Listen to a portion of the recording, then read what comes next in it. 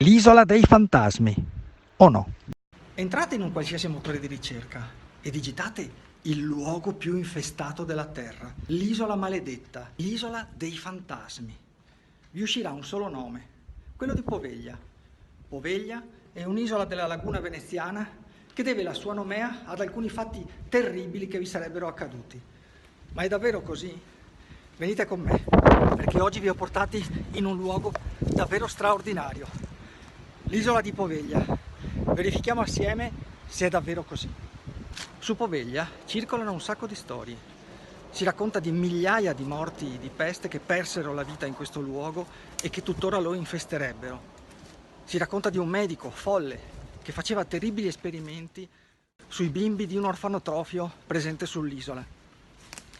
A suffragare alcune di queste storie, la presenza di un reparto psichiatrico attestato dalla segnalazione che ora vi faccio vedere, eccola qua, che è qui alle mie spalle. Ma che cosa c'è di vero e cosa di inventato rispetto alla storia di Poveglia?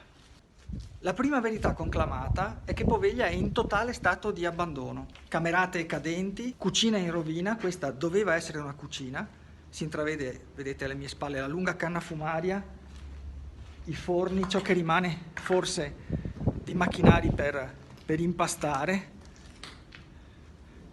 È come se dalla notte alla mattina le persone che l'hanno abitata fossero scomparse, andate altrove.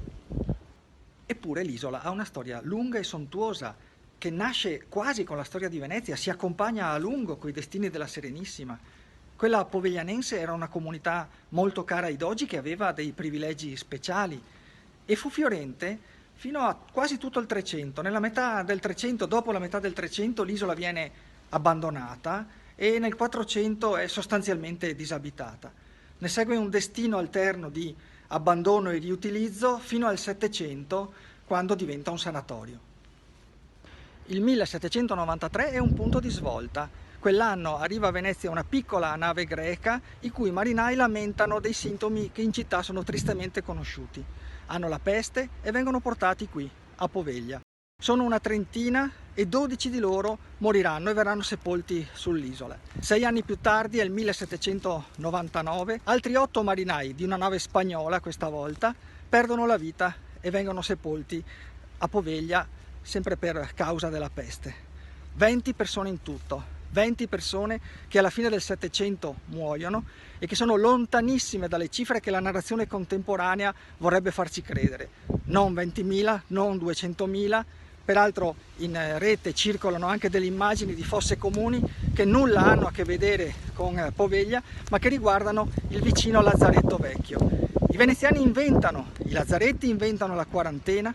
Il Lazzaretto Vecchio viene istituito nel 1423, seguito dal nuovo nel 1468 e da Poveglia che costituisce appunto nel 1793 il Lazzaretto Novissimo.